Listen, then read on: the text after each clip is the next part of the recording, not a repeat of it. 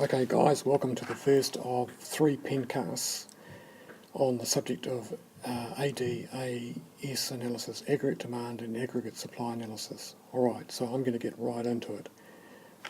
It's going to be short and sharp, so you have to stay with me. So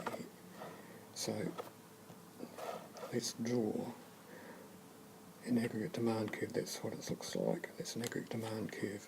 And we've got real GDP down here. And we've got the price level up here. So what are the components of aggregate demand? Well, that's C plus I plus G plus X minus M. But haven't we seen these somewhere before? Yes, when we've been measuring economic activity. We refer to them collectively as GDP. But when we get into predicting or modelling future economic activity, we call it aggregate demand. Alright, so there are two things to be aware of. Why has this thing got a negative slope? And what things shift the curve, either right or left? Which of these two things is the most important? It's got to be this one. The shifting is the most important. Alright, so let's go on to a new... So let me just quickly deal with the slope. Now look, there are 3 reasons why the AD curve has got a negative slope. I'm just going to deal with one.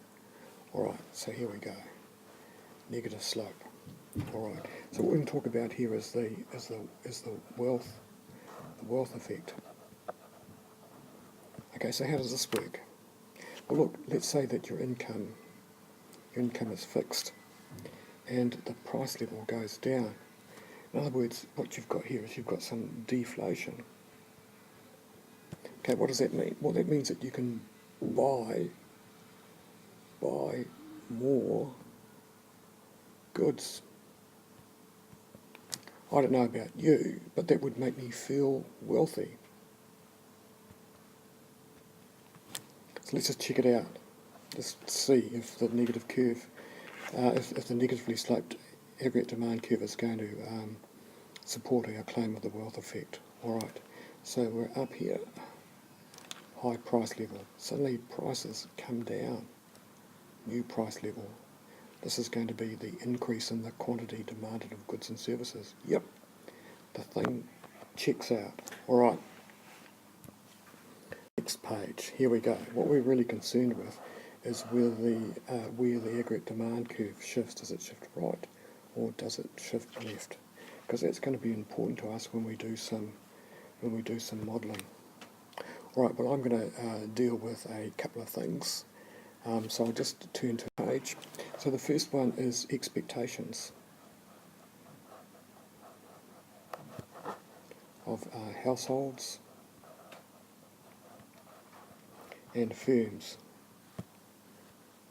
I'm working quickly and I'm working with my finger, okay, so you'll just have to interpret the words. Alright, because otherwise YouTube will tell me my videos are too long. Alright, so look, just take households for instance.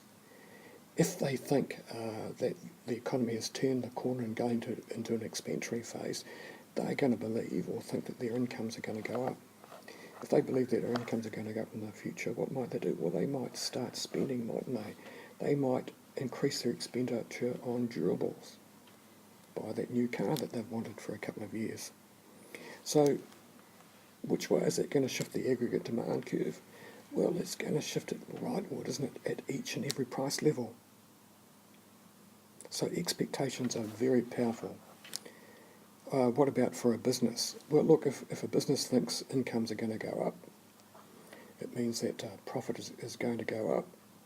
And so what they might decide to do is increase business investment. And again, that aggregate demand curve is going to shift that way. All right. What about something else? All right. So what we've got here, that's delta, change in government policies. Well, this will affect the aggregate demand curve through a number of different channels. One is that government spending can go up or down. The government can increase taxes or decrease them, or can increase or decrease transfer payments. Let's just take one of these, shall we? Just here it is here. So that's where we currently are, aggregate demand 1. Remember that the labelling is implied. The labelling is implied. Here it's price level, and here it's real GDP. Now, what happens if the government decides to build more cycleways? Each cycleway costs a couple of $1 million. So that means that G is going to go up. That means that at each and every price level, the aggregate demand curve has got to shift out that way. Why? Well, look, just go back to the equation for aggregate demand. C plus I plus G plus X minus M. If all these other components are not changing, but this one is, it can only mean at each and every price level, the aggregate demand goes up. Ooh. What I haven't told you is that sometimes, and I'll use a different colour to emphasise, sometimes instead of talking about aggregate demand, we talk about Y, which is national income. Okay, so just think of AD and Y as being equivalent to each other. Alrighty, just turning the page.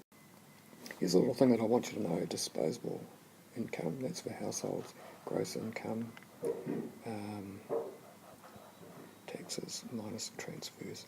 So it's a nice little thing for connecting taxes and transfers and consumption spending. So look, if taxes go up, disposable income goes down, consumption spending goes down. Alright, what about if transfer payments go up? Well, it must be the opposite, agreed. Disposable income goes up and consumption spending goes up. So what's going to be the end result of that? Well, we know that the aggregate demand curve is going to shift rightward. Alright, well, let's progress on now. So what we've got here is international trade, and you know that we are a trading nation. About 30% of our GDP is earned from exporting. All right. So there's a couple of ways that we can, a couple of channels that operate. One is the exchange rate channel, and the other one is through relative incomes.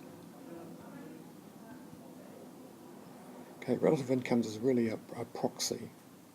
It's a proxy for economic growth. All right, but we can talk about that later. Okay, so let's just work with one of these. Now, let's say the New Zealand dollar depreciates. Now, what that usually means is it means that our exports are cheaper. It means that imports are more expensive.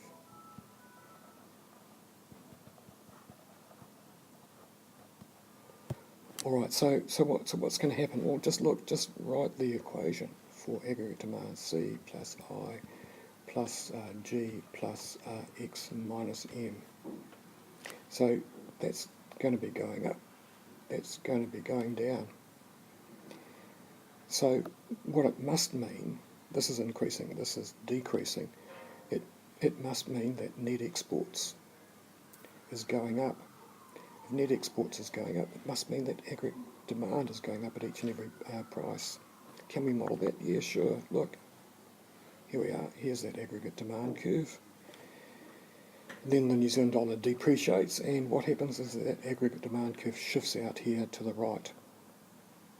Okay, it's all very, very easy, and we'll go over this in class. All right, catch ya.